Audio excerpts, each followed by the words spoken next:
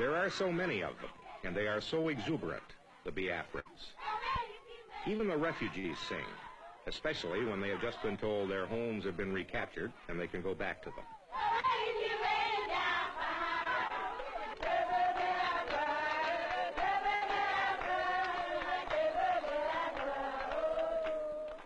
They sing when they get their daily meal.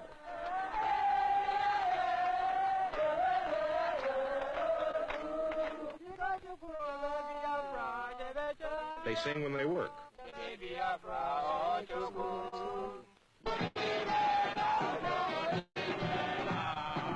They sing when they practice army marching. No guns, no shoes, but a song that goes something like, "Thank you, General Ojukwu, for giving us the medicine with which to fight our enemies instead of being murdered in our beds."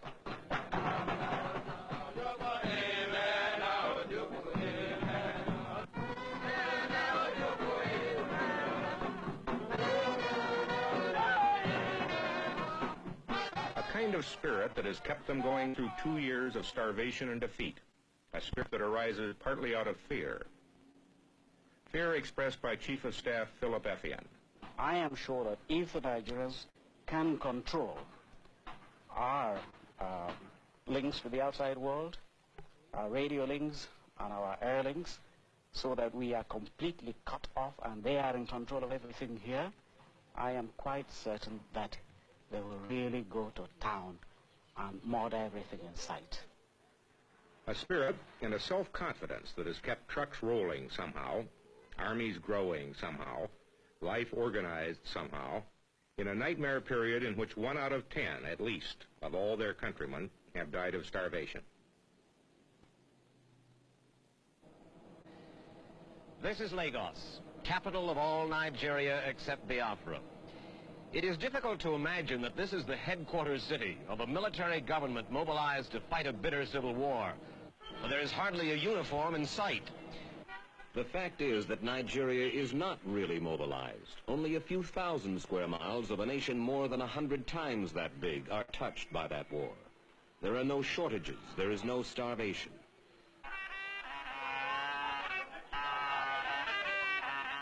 In the vast northern stretches of Nigeria, the Muslim prayer day is consecrated as it has been for centuries. And there is not a soldier to be seen.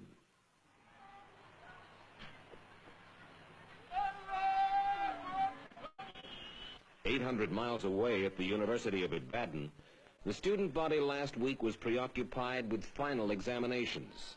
There is no draft in Nigeria, and almost none of the students have volunteered. Only in the war-wrecked ghost towns of the East could I see palpable evidence of a country fighting for its life, and not one Nigerian in 1,000 has seen this. In all of Lagos, the only building dressed for war is the military headquarters. And throughout the country, plaintive advertisements in government newspapers and radio stations plead with Nigeria's citizens. If you don't fight the war, they say, nobody else will. But the 35-year-old Nigerian Chief of State, General Yakubu Gowon, says there is a good reason why Nigeria does not go all out in the civil war.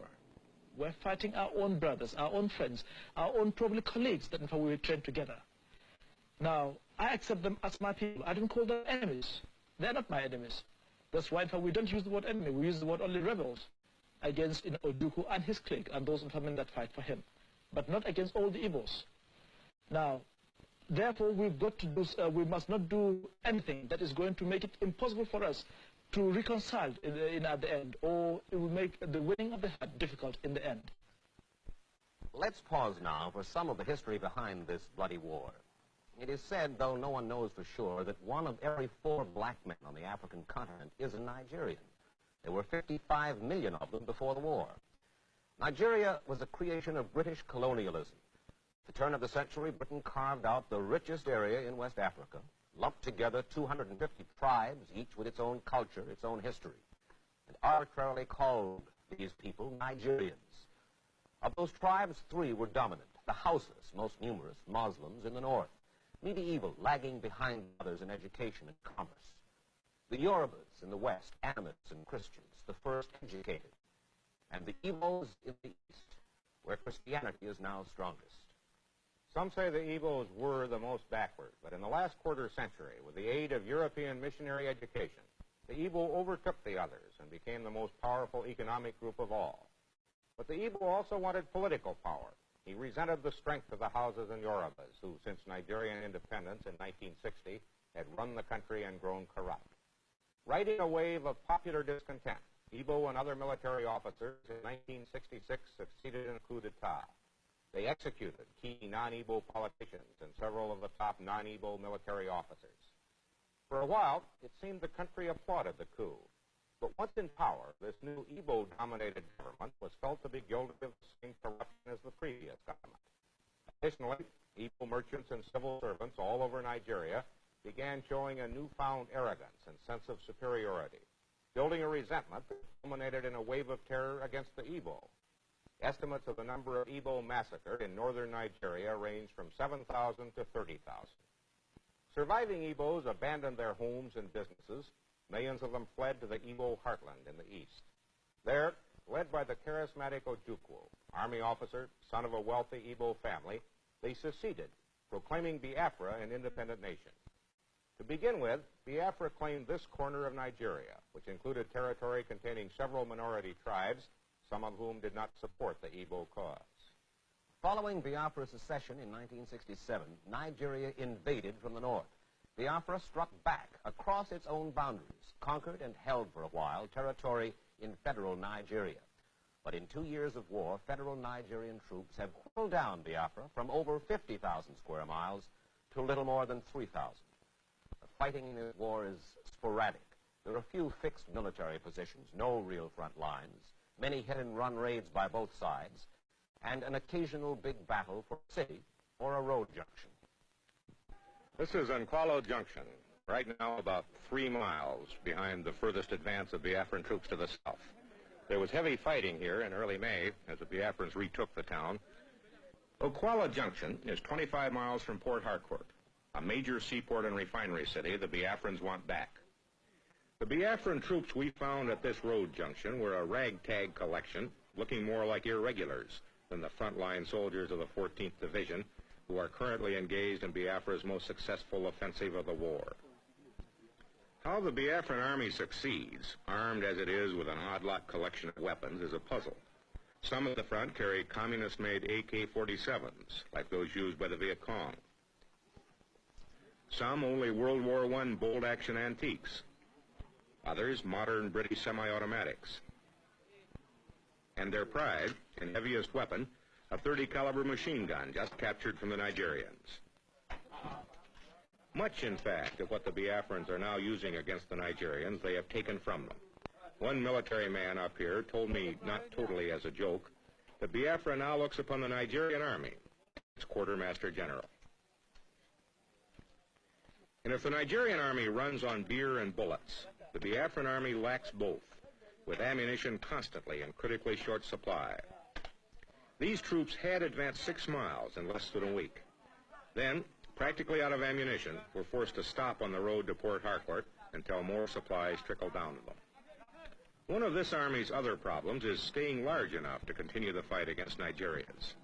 When Biafra seceded in 1967, it had fewer than 1,000 men under arms, and those mostly officers and clerks. Now it has been built up to between 45 and 60,000. The exact number, a military secret.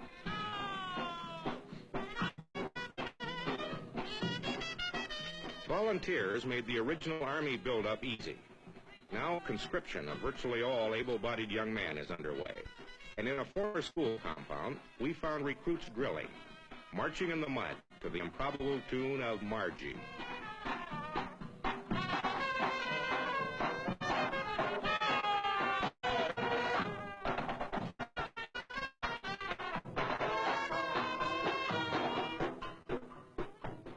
These new soldiers are also taught the rudiments of jungle warfare and ambush, to be used against an enemy which holds most of Biafra's major cities, several vital road links, but not too much of the countryside. The training is basic, but effective. We're going to stop us right by the shoulder here, and we want to defend it. Go.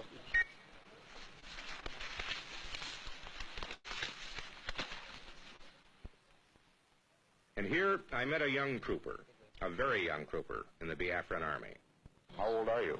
I'm 10 years. 10 years old. Do you know why Biafra is fighting? Biafra is fighting for survival.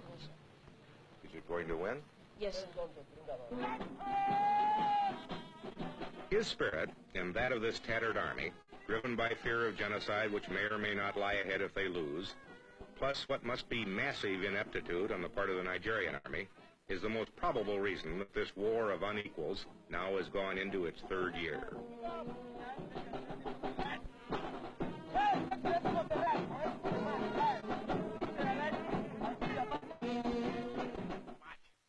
Nigeria, before the war, had an army of just 6,000, and they were professionals, their officers trained by the British. They served with distinction as part of the UN force in the Congo. But then Biafra declared its secession, and all of the Igbo officers and men, some of the best, left to become the nucleus of Biafra's army.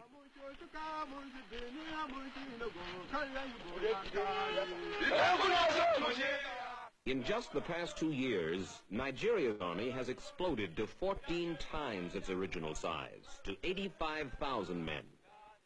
Recruits who used to get 6 months of training now get a mere 6 weeks. They are volunteers, most of them illiterate, just out of the bush, with little sense of nationhood. Their leaders tell them that they are fighting for one Nigeria, but that does not, it cannot have the same urgency for them that mere survival has for the Biafran. A Nigerian soldier may volunteer because he needs a job, or because army life appeals to him as the good life. Besides his uniform and prestige that goes with it, he gets a comfortable ration of beer and cigarettes. And the pay, at $40 a month, is not bad. His leaders are not aggressive. Most military observers credit what success the Nigerian army has had so far chiefly to their lopsided superiority in firepower furnished by the British and the Russians. It is said only half in jest. The Nigerian army has so much firepower that they use ammunition as a defoliant. Nigeria's planes, MiG-17s and Ilyushin bombers, were bought for cash from the Russians who want to get a political foothold here. Most of the planes are flown by Egyptians, who are characterized as wary of anti-aircraft fire, therefore less than enthusiastic about going after military targets. That, it is suggested, is one cause of the high civilian casualties in the air raids on Biafra. But the war has been bloody on both sides, and inept and unaggressive though they may be, the Nigerian army, in 2 years of sporadic fighting, has suffered heavily. They will not release official casualty figures, but an army doctor told me that 8,000 Nigerian soldiers have died, and perhaps another 25,000 have been wounded. The military has just 11 army doctors for its 85,000 men. A severe head or body wound in the field means almost certain death. The Nigerian army gives no medals in this civil war. I asked the commander-in-chief, head of state, General Yakubu Gowon, why? I would hate tomorrow, when war is over, and we sit around the table with an Igbo officer, and he asks, what is that medal? And I say, it is the Okiwe medal, it is the Umahi medal, it is Onitsha medal, it is Enugu medal, it is Port Harcourt medal, and that this is the war for, the war against, the Igbos. They said we hate to sort of have that sort of feeling because it will make the child feel as though, he's a conquered sort of person. The war, says Gowon over and over, is not to conquer the Igbo. It is to bring the Igbo back into one Nigeria. One of the two reasons, along with increased military effectiveness, Biafra is still alive, is the fact that not nearly so many people are starving as were last fall. And the reason for that is the emergency airlift sponsored by Catholic and Protestant churches and the International Red Cross. At feeding centers like this, 3 million people, a third of Biafra's population, is fed 1 meal a day, 6 days a week.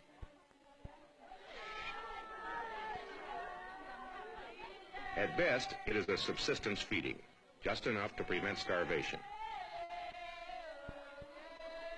A ball of cornmeal laced with powdered milk. Perhaps some vegetables. A small piece of fish. and some soup. All handed out early in the morning to millions of people who would have died were this food not flown in nightly to several Biafran airstrips carved from the jungle.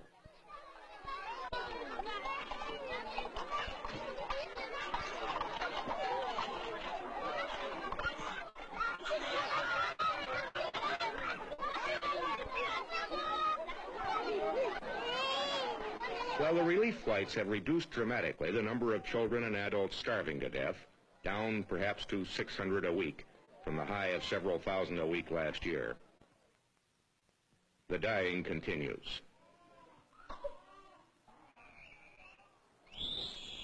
In clinics like this all over Biafra, youngsters in the final stages of severe malnutrition still die, as did several of these during our week in Biafra. Not enough food is being flown in, not enough grown, and for many, what there is now just too late. This bush clinic is run by Father Kevin Downey. After 14 years in Africa, he and fellow missionaries were ordered to leave Biafra in 1967 by the Irish ambassador. They stayed, as did Protestants of other nationalities, and they, in the main, have been responsible for keeping Biafra from starving to death. How hard has the war been on the Igbo civilian population? How many people have died, would you think, Father? I would think that we've gone into the 2nd million. I am not a statistician, and it's very hard to talk about millions, but I think that it's, according to the experts here, I think that they've gone into the 2nd million. And they have suffered incredibly.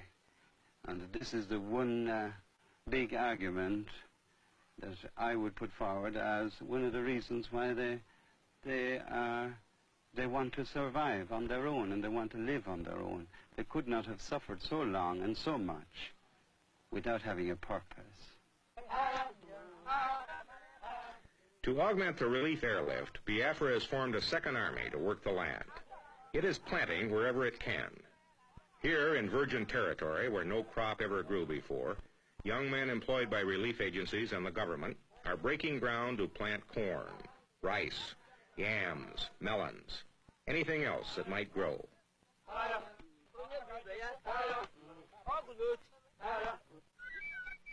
And this, like everything else here, is conducted with spirit, emotion, and beauty.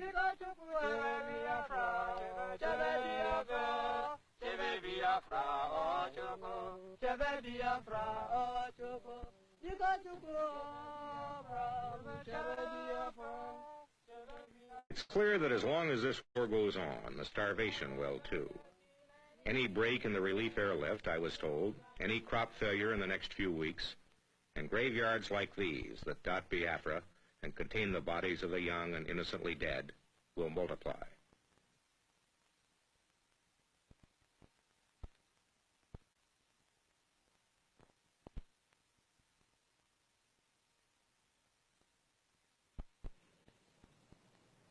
There is a bitter irony in this billboard which is seen all across Nigeria. For Nigerian babies have not been healthy babies. Even before the war, disease and malnutrition regularly killed 1 out of 3 children there. And Nigeria's leaders ask, where was the world's solicitude, where was the church's succor before Biafra? General Gowon, a Christian, is sensitive to the charges of mass starvation. I have got nothing to hide. My conscience is clear. I've got moral standard. God knows that we have no intention whatsoever to starve any Biafran children or to commit genocide against anybody. This war was forced on us, and it has got to be fought for the sake of the country, for the sake of the millions of people in this country. But those millions of Nigerians are not thinking mostly of the war. Their chief preoccupation is commerce. And war or not, business booms. The Lagos docks are choked with ships from around the world bringing goods for the huge consumer market here and taking away for sale overseas Nigeria's palm oil and peanuts, its animal hides and cocoa, and its tin. But the real prize in Nigeria, the overriding reason the major powers focus on this country's conflict, is Nigerian oil. Already, they are the 12th largest producer in the world. Conceivably, they will eventually become 5th or 6th. The British produce most of it, a United States company, Gulf, the rest. It is Nigerian oil, much of it under territory that Biafra claims, that is said to trigger France's last-ditch aid to Biafra. It is oil that Nigeria is counting on to finance the reconstruction when the war is done. At the time of Nigeria's independence from Great Britain 9 years ago, oil profits netted about $7 million annually to the federal government. This year, in spite of the war, the Nigerian government will collect almost $300 million in revenue. Biafrans admit it is an oil war, at least in part. They know their country sits above what may be the richest oil reservoir in the world. And it is the oil, plus the ingenuity of the Ipob, that has kept Biafra running. In refineries, backyard stills like this, small, crude, hidden away in the bush, Biafra produces gasoline, kerosene, diesel fuel in surprising amounts. There are 50 to 100 of these refineries all over Biafra, and they now produce enough fuel to keep the Army, the church relief operation, the government, and the civilian population on necessary wheels. There is traffic on the roads, and on occasion it is heavy, which surprised me. Troops and food moving. No shortage of transport of any kind. And that is part of the staggering normalcy with which life in Biafra goes on. In spite of 2 years of war, in spite of the loss of all its major cities, in spite of the death of more than 1 million people in 24 months, life in Biafra goes on. Markets like this one at Orlu, where 40 died last year, were bombed and strafed by Nigerian jets. But the markets were moved back into the bush, and daily commerce goes on. Food is still on sale, but in smaller quantities than in pre-war days.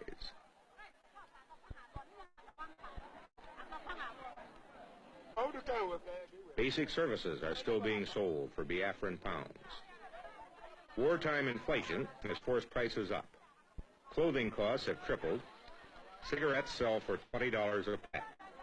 Inflation aside, life in Biafra is so normal that even the judicial system has not faltered.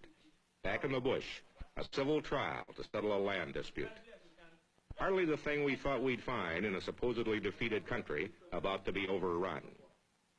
And in areas just recaptured as the Biafran army pushes south again, in cities like Owerri, where damage was heavy, after obviously heavy fighting, the business of cleaning up and putting things right started almost as soon as the area was secure. Owerri, after being in Nigerian hands for 7 months, is expected to be a fully functioning city in a matter of weeks, making room for refugees who already are starting to return, and for whom the first Mass of Thanksgiving in the unfinished and war-damaged cathedral was an event of paramount importance. They had to suffer first of all from the air with the bombing and the strafing that left so many of our civilians dead. They had to fight at the front where so many of our young men have died. We have become, most of us, refugees. We have lost our property. We have nothing of our own. That suffering we have known for the past 20 months. That suffering we still have. But we live in hope that that Holy Spirit will come down on us, that he will enlighten the minds of our leaders, and that they will lead us to a true and just and lasting peace.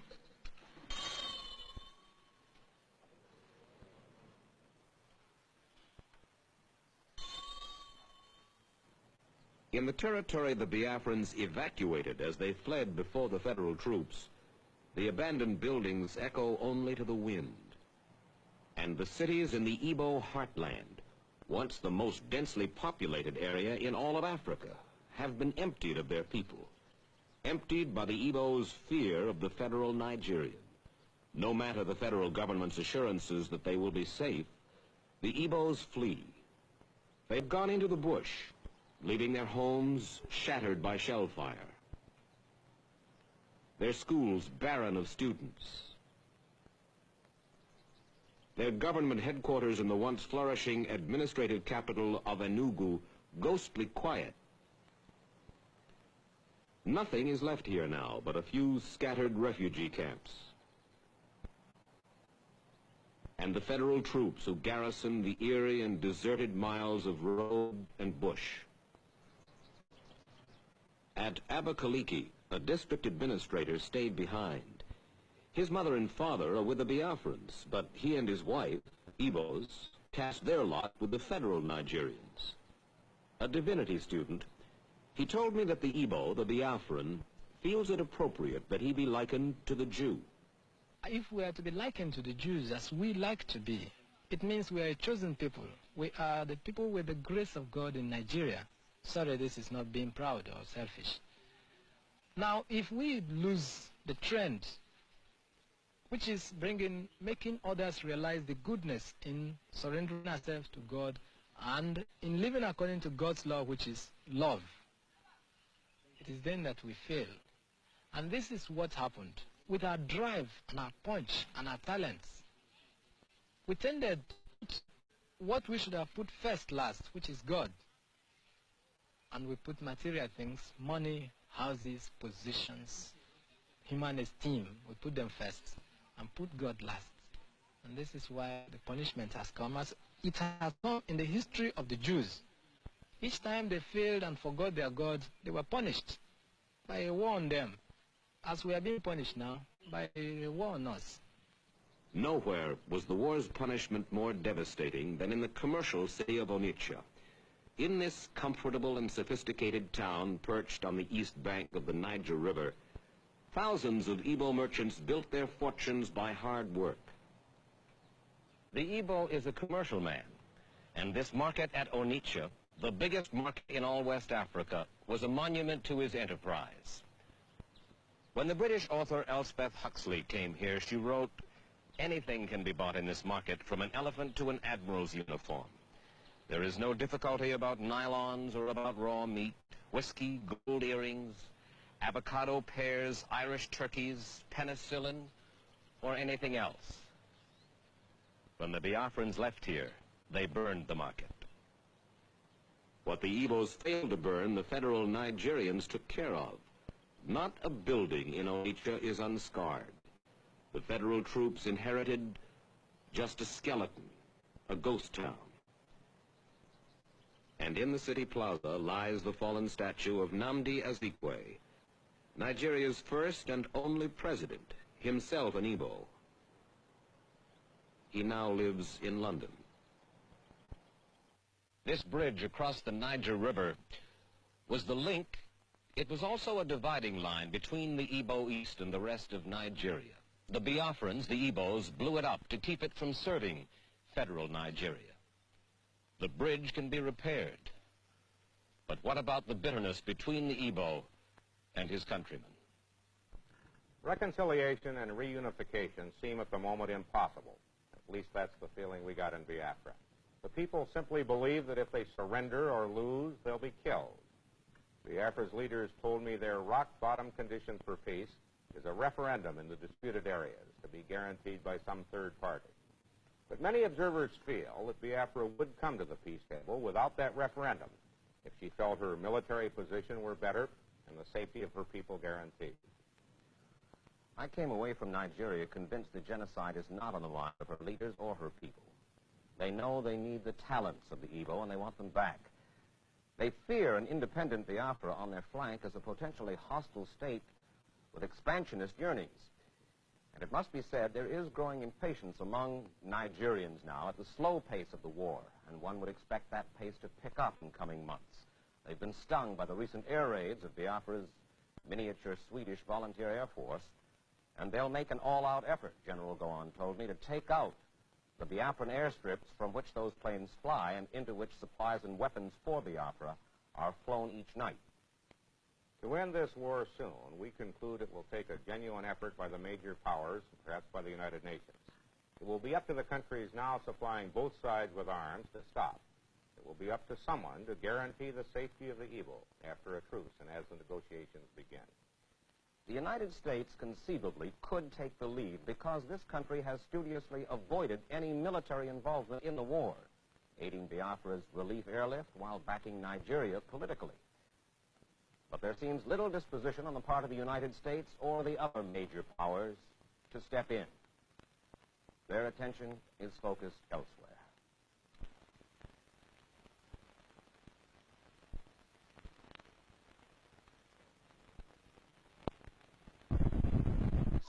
Hello, fellow Biafrans. Good evening and welcome to this wonderful edition of our 30th May countdown. It's my pleasure to have you. My name remains Mazi Patrick DK, and we have seen the documentary of what happened during the war between Nigeria and the Biafra between 1967 to 1970, and we are bringing this documentary for your own consumption and also for analysis and for our people to be able to continue to refresh their mind with the events of the past. Unfortunately, history have been abolished in Nigeria for the best reason known to them, because they understand the implications of reading or putting history in your curriculum. So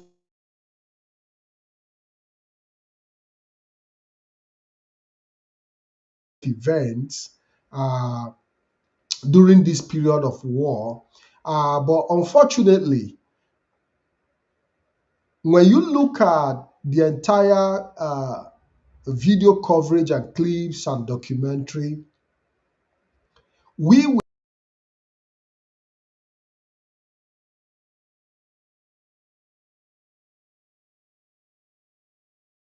by the same British that contributed and financed this war against us. And that is why it's important that our people recognize the opportunity we have in this 21st century to be able to tell our stories and reach out to the world, to continue to remind the world that the Biafra war is not over, despite all the attempt by the Biafran people and Igbos to reintegrate themselves back into Nigeria. So on the basis of this documentary, which is going to run concurrently anyway throughout the week, because we're returning back again tomorrow to continue from where we stopped. It's going to be a long countdown till 30th of May. So you're going to have Biafra Television Europe anchoring and playing different documentaries and bringing you the knowledge that you need to remind yourself of the past to be able to face your future, because it's very, very important that we understand our past to be able to face our future. And when you look at some of the analysis that were made in this documentary, you see the resilience of our people, even in the most difficult moment. You see how our people were committed in survival and how they were committed in executing this war, making sure that they defend themselves against the onslaught of the British, Nigeria, and Russia are combined. In fact, we said that this is a third world war in disguise because even the countries that we never thought participated actually made their contribution, contributed immensely, financed the war, equipped Nigeria to be able to see that they carry out this onslaught and this criminal activity against our people. But in this 2025, I think that Biafrans all over the world are supposed to have been able to come to terms with the fact that 2025 is different from 1967 to 70. And that is the reason we must keep ourselves updated with the realities, and also be able to look at where we've gotten it wrong in the past and make sure that we correct some of the mistakes, so that we do not allow the mistake of the past to happen again. So in this documentary, we also saw how our people were able to refine their own oil to be able to move their vehicles and reinforce and support the system even in the middle of the war. But up to today, Nigeria have not been able to refine its own oil almost 70 years down the line with all the possibilities at their disposal. So it goes a long way to show you how creative and innovative and how strong the Biafran spirit is, that anything that we are set to do, we will always get it right. But notwithstanding, I believe that this documentary will not be a source of emotion for our people, but it will be a source of inspiration, because it's very, very important that you learn from what we've shown you this evening. So, like I said, we are going to continue consistently throughout this period to continue as we run the countdown to 30th of May. We are going to continue to bring documentaries, we're going to continue to bring analysis, and we are also going to continue to remind our people of the past so that we'll be able to look at the direction for the future. So, we've seen because it's all about the documentary. The documentary tells it all.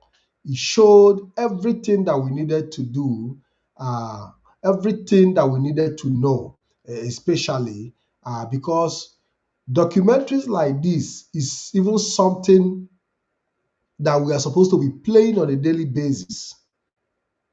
This kind of documentary is a documentary that is that we are supposed to be playing on a daily basis, and I think I'm going to also recommend that BTV Euro will continuously, even after this period, continue to show this documentary consistently to our people. All the documentaries that has to do with the Biafra war, we have to make sure we continue to play them on this channel consistently, because it's very, very important. It will help our people really have a reflection and understand that the mistake of the past will never repeat itself. And that is the reason why it's important that we look at where we are coming from as a people. Where you are coming from, you never know where you are going to. So I don't know. I would like the line to be open, because I also want to see how we can entertain calls in this program. I know that a lot of people are eager to maybe make their contribution and call in, so that we make it more interactive, and also you'll be able to tell us your observations, what you noticed, things you feel that you need to share with us as we march towards the remembrance of our fallen heroes and heroines on the 30th of May, 2025. Don't forget that it is one of the challenges that Nigeria is having. They don't want to have the clips. They don't even want anybody to know, or they don't even want us to remember our fallen heroes. They don't want anything connected to the past. They want to see how they can bury the Biafran story, because in their mind, the Biafra that they know have ceased to exist. But unfortunately, while they try to bury us, they put us in the ground. They forget that this seed will definitely germinate. And that is the reason I would like us to take a second clip of where Gowon, at the end of the war, made a speech and talked about abolishing the name Biafra.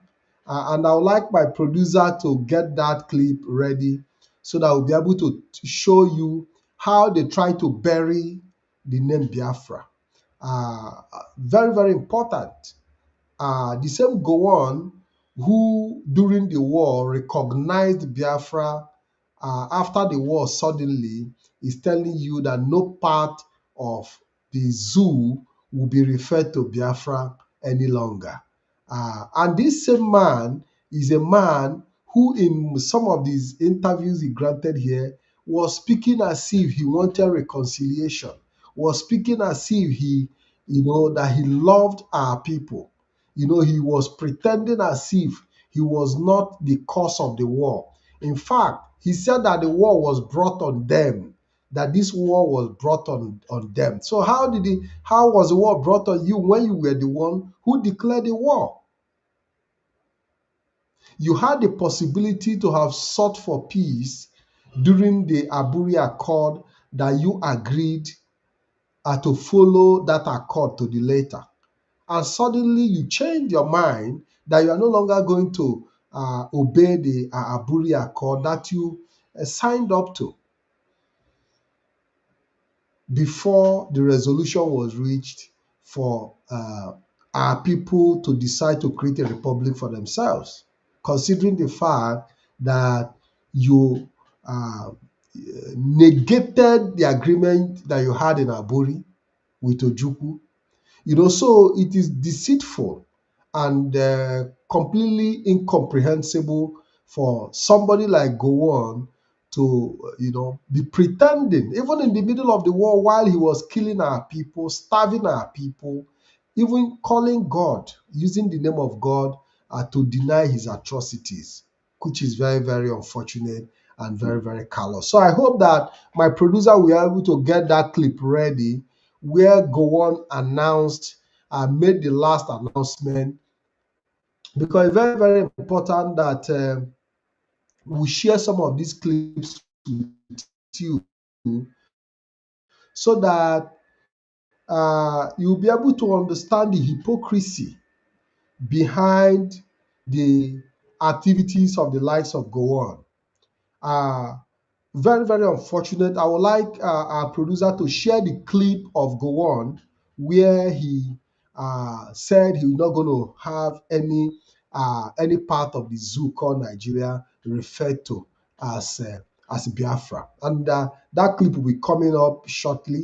But while the clip is about to show, I would like us to also publish the number on the screen, +39388 1779665, +39388 177 9665. The clip is on. Let us listen to what Gowon have to say here.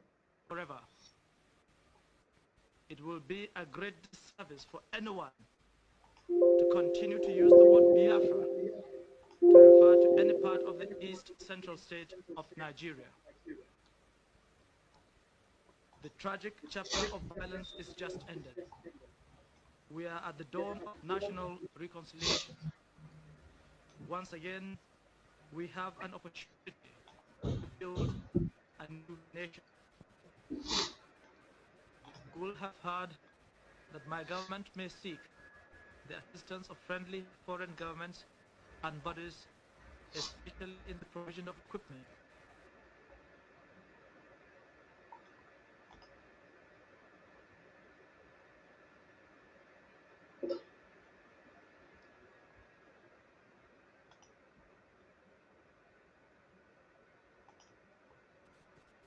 The so-called rising sun of Biafra is set forever. It will be a great disservice for anyone to continue to use the word Biafra to refer to any part of the East Central state of Nigeria. The tragic chapter of violence is just ended. We are at the dawn of national reconciliation. Once again, we have an opportunity to build a new nation. You will have heard that my government may seek the assistance of friendly foreign governments and bodies, especially in the provision of equipment.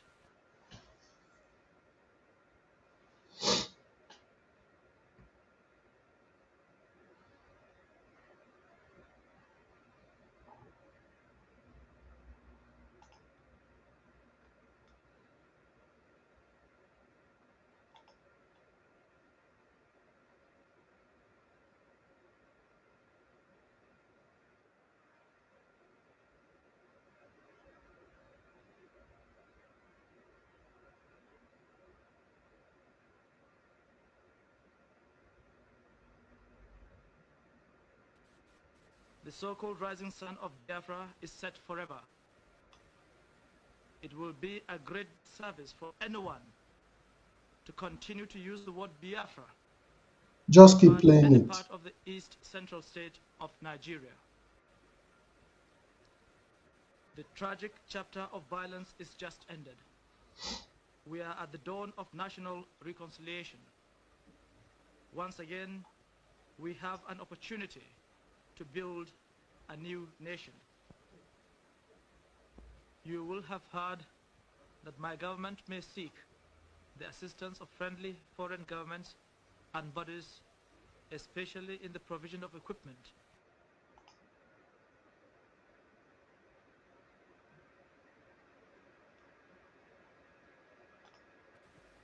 The so-called rising sun of Biafra is set forever.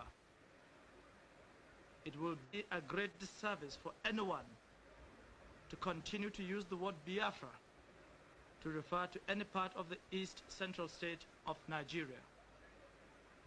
So we can see. Let me go live. So here we can see emboldened Gowon talking about referring to the rising sun as so-called and making promises that are not achievable, talking about how he's going to rebuild the eastern region and how he's going to employ his friends to help him rebuild the eastern region. The word deceit that ever happened to our people, believing that there's going to be a reconstruction, there's going to be a reconciliation. One of the biggest deceit that our people have to face in the history. Quite unfortunately, we are taking the first call. Hello, caller. Good evening.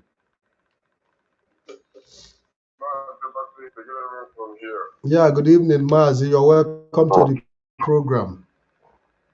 They were watching it. But we have been seeing all this documentary, but sometimes when you play it in a public domain like this, you reason into it and pick some point. Like when you are talking, you said about I wanted to think about that thing deeply. What Gowan said, that they forced the war into them. Let us underline that word. Who forced that war into them, Nigeria? For me, I have been reasoning about that statement of that Gowan. For me, it's Britain and co, maybe Americans, but I know for sure it's Britain. That's why you can see only Irish was the only people that came to our head, just to Red Cross, when there was Red Cross, to help us. Just the little they can. So any Biafran who can never or recognize this Remembrance Day, this 30th May, I don't think there is no Igbo man, even written in that Uguacha, Port Harcourt, that is the family, the siblings, or the cousin, or whatever is not involved, on one way or the other. If you like, you can go to the war during Biafran time. Your parents or your brother died in the Pashoko or whatever. He affected everybody. Everybody. There is nobody in that. You can see what they said there, that Owerri was heavily attacked.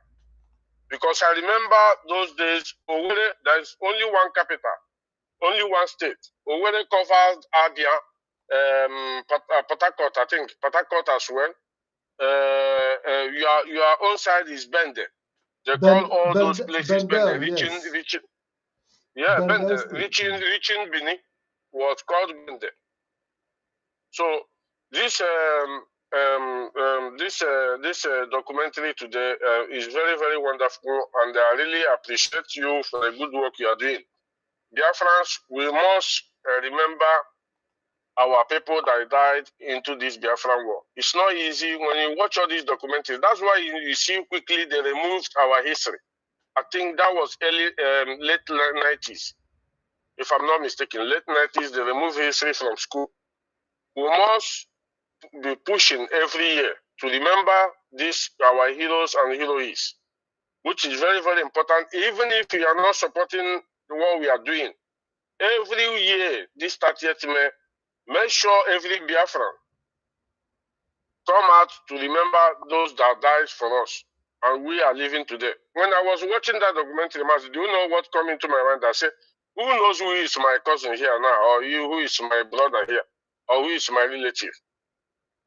I was watching all those videos. I said, Onye here now? Who knows who is who? Is she a little boy of 10 years? Those little children. Yes, you see the little boy of 10 years telling the man that he's fighting for survival, boldly. He never allowed the man to finish his statement. He said he's fighting for his survival. 10 years old, Mazi. We are not talking about 15 years or 17 years, because I remember from those time reaching, I think, 1979, for you to be an adult is 21 years. It's not 18 years. Adult that time is 21 years. So imagine a boy of 10 years to be bold to tell you that he's fighting for his survival. And we today here, some of us will be in social media making it as a caricature. Some will turn it into content creator. Some will turn it into some of us are not serious. So, Mazi, I want to thank you for your good job, and this particular documentary today is very wonderful. And I pledge for Biafrans to come up in mass and let us do this thing again this year. I pray that Chukwu Kwabiyama will keep us till we see that 30th May and go and celebrate these people. I thank you so much, Mazi. Continue your good work. Thank you, Mazi, thank you very much. Thank you very much. Thank you. That was Italian National Coordinator Mazi Keuda, calling from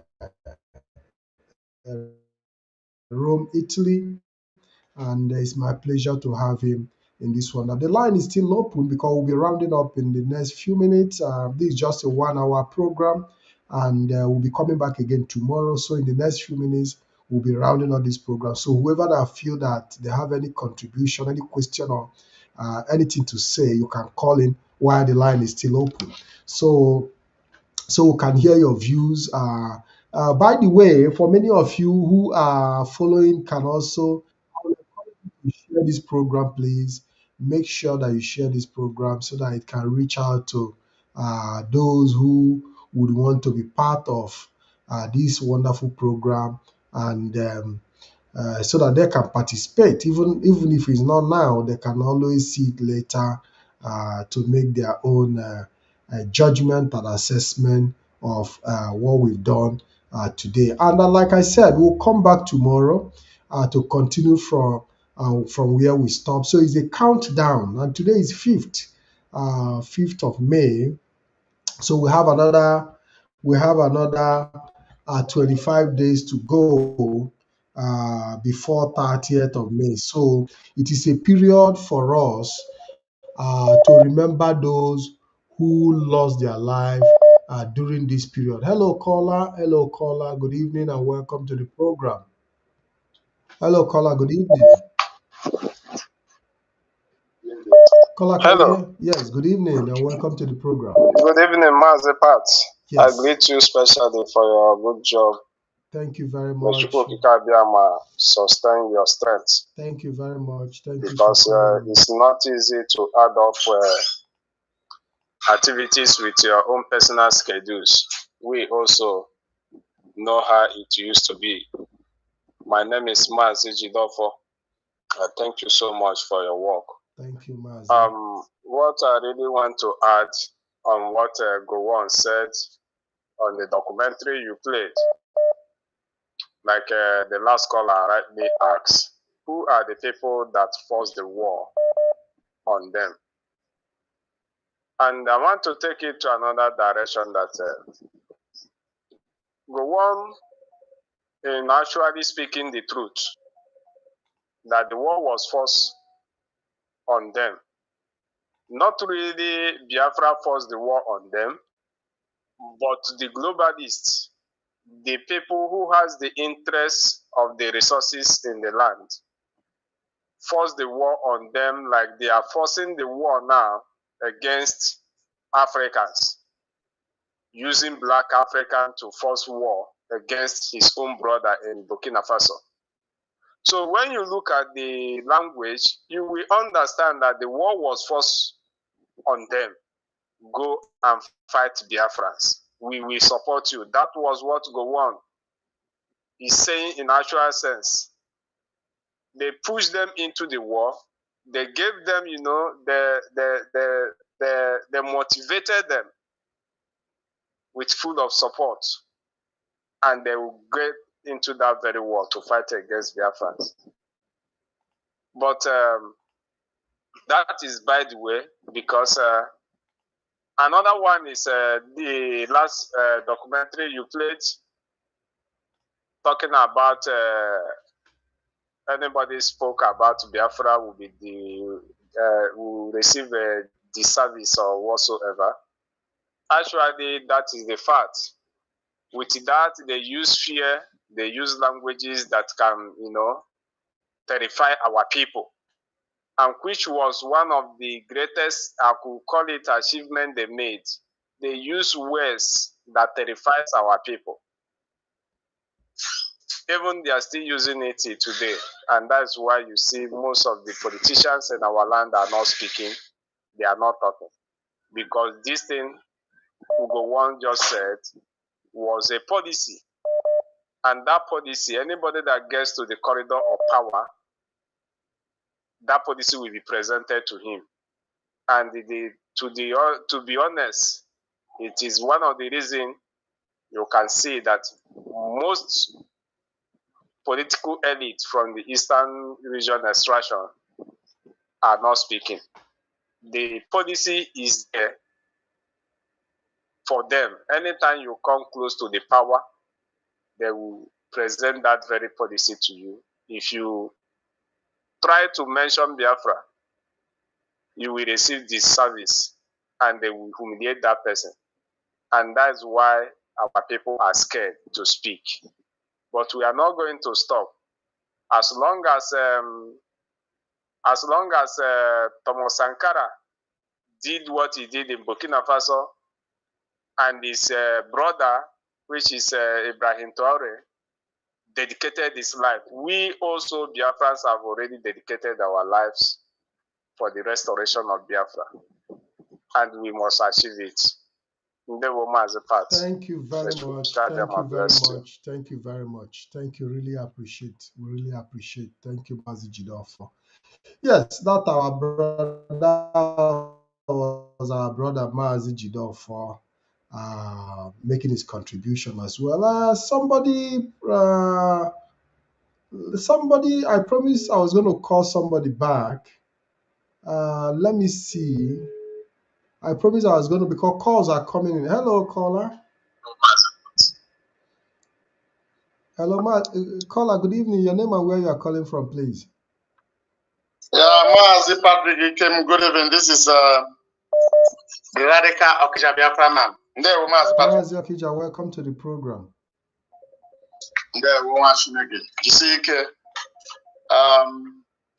According to the adage, as in if will be hero. I just want to contribute to what our brothers are saying.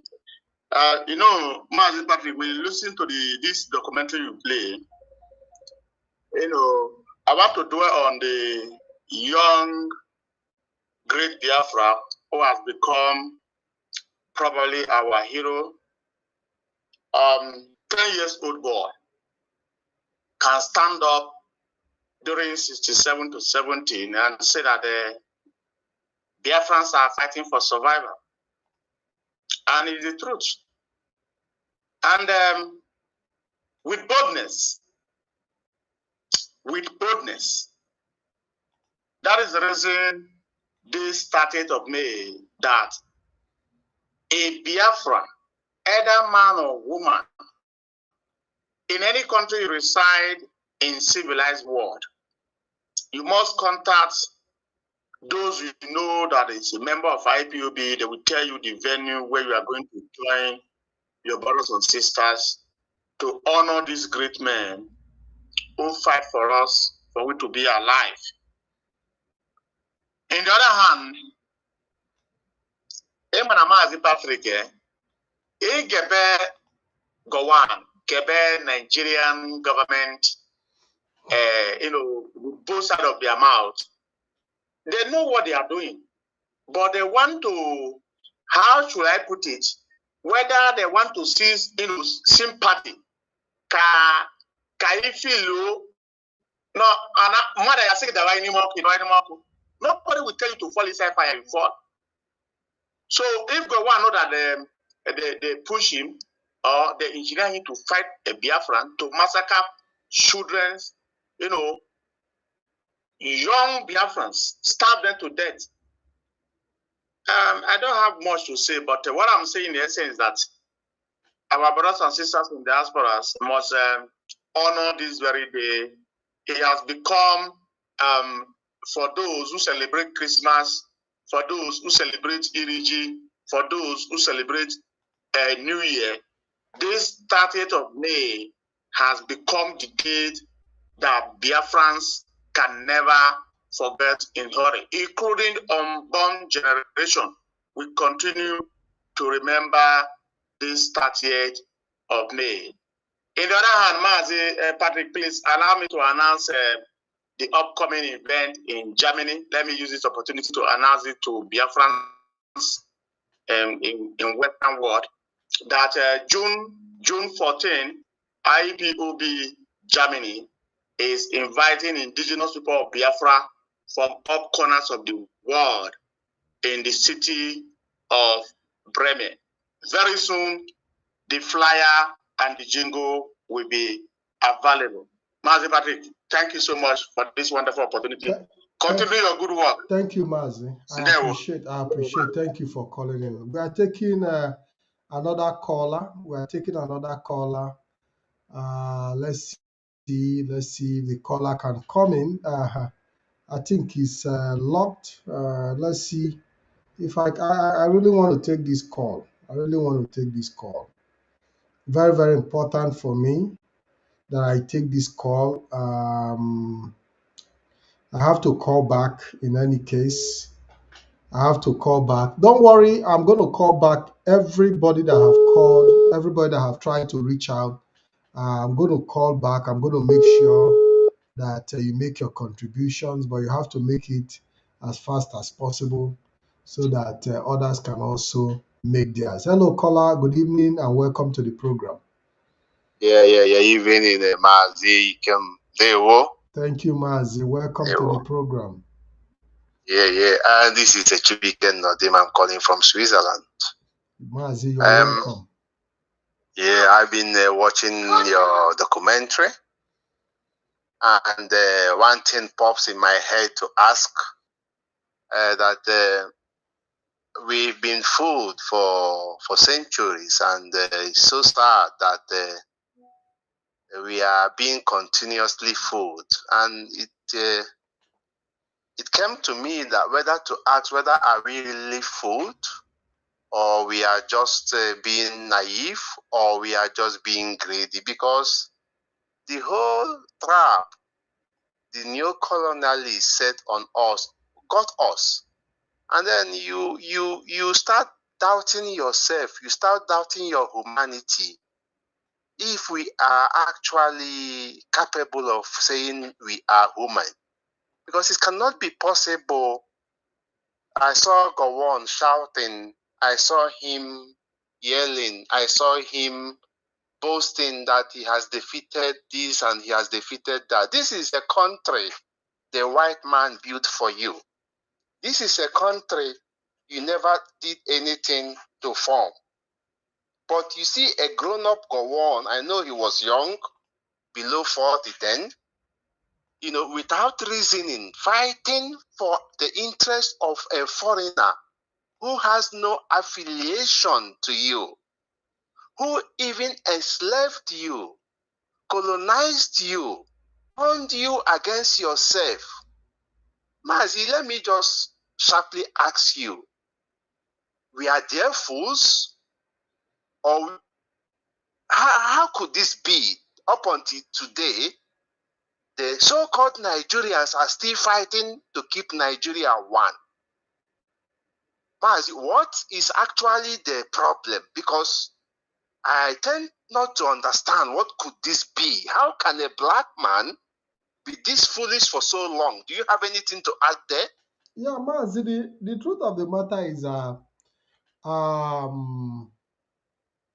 Nigeria wasn't formed or created for Nigerians. When you look at the foundation of the creation of Nigeria, it was actually created by certain foreign entities for their own personal interest. And these are superpowers who, have been able to activate their, source of governance by using few individuals to entrench their interest in the system. Now, what do? They pick few individuals, empower them, and enrich them. So for the fact that as an African, an average African come from a poverty background, and this sense of survival of the fittest is always within our subconsciousness. So when you are provided with an opportunity to be in a position of Gowan, and you are meant to understand that these are the benefits you are going to, gain by working in the interest of these foreign entities and superpowers, you will not have any option than to, succumb to it. And secondly, don't forget that when Gowon went to Aburi, he obviously accepted all the agreements that were written there. He was ready. Gowon was ready in all sincerity to abide by that Aburi Accord. But on his return back to Nigeria, most of the people, not just foreigners, not just British alone, but even some of our Yorubas and the late Oba of Benin, the father of this present Oba of Benin, who was the secretary to government at the time, told Gowon that he gave up so much, that he gave the Eastern region so much advantage. Maz, you understand what I'm saying? I do. That he gave the Eastern region so much advantage in that agreement that was reached in Aburi. So Gowon was, like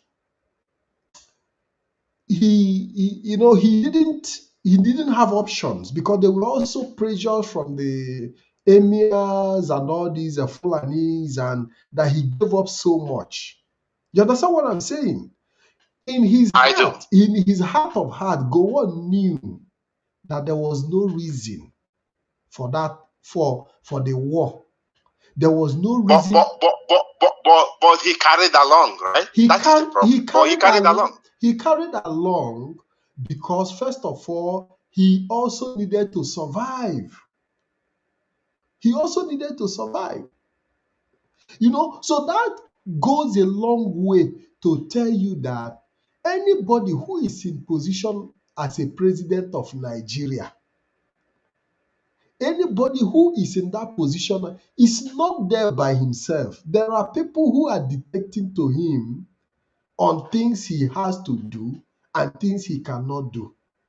And that takes us to the issue of our brother trying to contest election to become Nigerian president.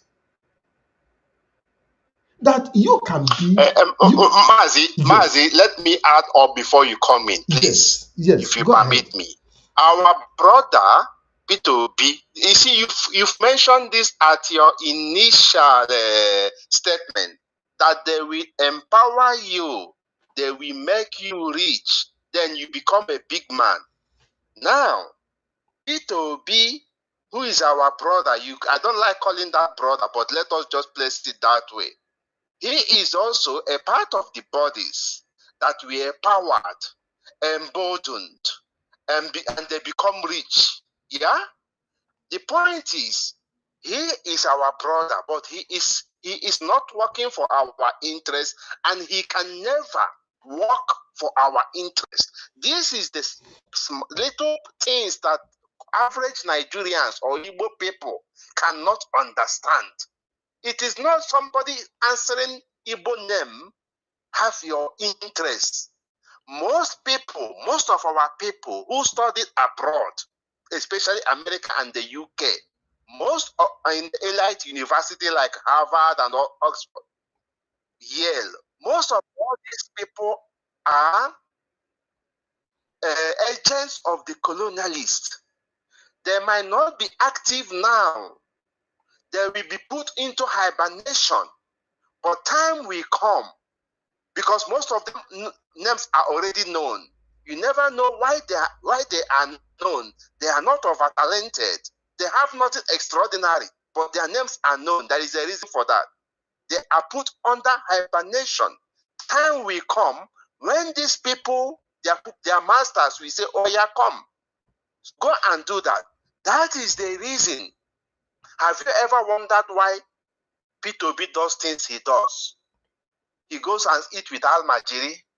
He goes to the burial ground of Danfodio. Have you ever thought about why he does all those things? These are he is not himself. He is blackmailed because of those who made him rich. He must do what they want.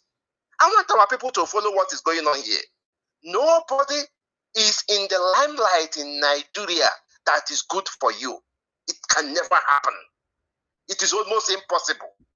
Even if that person is doing good today, time will come when he will turn 180 degrees to complete a different phase. Maz, go ahead before I make my announcement. Yeah, Maz, just go ahead and make your announcement so that I can see if I can take in 1 or 2 calls before we go. Because greetings to IPOB. We'll be coming back again tomorrow, mind you. And tomorrow we are going to talk about Bruce Mayrock, the Nwoyocha that sacrificed his life for our people. And I'm gonna the Oyibo can do that because no, Mazi, listen, there are inspirations who are going to draw from the story of Bruce Mayrock, but that has to be tomorrow. So we're going to meet same time, same venue tomorrow to talk about the inspiration we have to draw from Bruce Mayrock. And it's going to be exciting. Believe you me, I'm going to break it down in a language that our people will understand. Mazi, go ahead. This is especially for IPOB families member within Switzerland and maybe close neighbors like France and Deutschland. This is pertaining to our 30th of May, coming sooner. You might think the month is still fresh, but it's running. I implore that everybody who has never taken free on that day should make immediate plan to see that that day is free for him and his family and possible circle of friends, so that we can be able to take over that avenue in Place Nation, that is in Geneva. Everybody who is a member of IPOB here knows the place, Place de Nation in Geneva. Please make sure that you attend. As you are coming, come up with your families and friends and friends, and let us make it big. They watch and they keep on doing your good work. Thank you very much. We really appreciate. Thank you for that announcement. Thank you very much. So I'm going to see if I can take one more call before we go. Let me see, because I think somebody have been trying to reach me. I have to verify if I have taken all the calls. I think I've taken all the calls that came in. Okay, let's see if we can get this caller from. Let's see if we can take this call. This caller. Uh, Maybe he has something to. He has something to say before we end the program. Let's see. Hello, caller. Good evening. I'm calling you back. This is Biafra Television Europe. You called us earlier, and I know you want to make a contribution. Yeah, yes, sir. Good evening, sir. Good evening, and welcome to the program. Yes, sir. I'm very, very happy because of this program. I'm very happy as an IPOP member and also a Biafra strong. So, my own opinion in this struggle is that in this program that you say, I was very happy to see a 10 years old speaking and be very proud of what he's doing. Are you hearing me, sir? Go ahead. We are listening. So, in my own suggestion in this our Biafra struggle is that why is it that the main people who supposed to help us and get this Biafran are after us, such as our governors, senates, House of Reps? Why?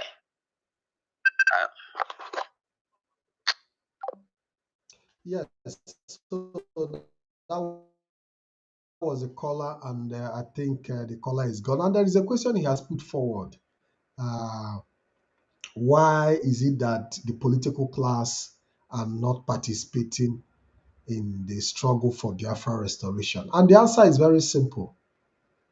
Because obviously Nigeria covers their interest where they have the possibility to loot. Because what Nigeria have done, ironically, is to corrupt the system and corrupt everybody. And I used to tell them that it is in human nature that wherever you have your possibilities, you tend to pitch your tent there.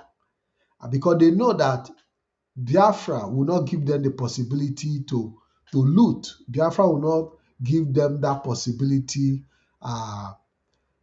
to, thief or take government fund or misuse or abuse power. So it is natural that they are going to pitch their tent where it is convenient for them. But our people need to understand that Biafra restoration is not on the shoulder of the political class alone. It is on the shoulder of the Biafran people. And we must assume responsibility to continue to push, notwithstanding. And that is where we are going to come to the end of our program this evening. And until I see you guys again tomorrow, 8 p.m. Biafra time, I want to say have a wonderful evening. God bless you. And as we walk towards our 30th of May, I want every Biafran all over the world to remain resolute and remain strong. And I believe that at the end of the day, we'll have every reason to rejoice. Thank you very much and have a wonderful evening. God bless you all.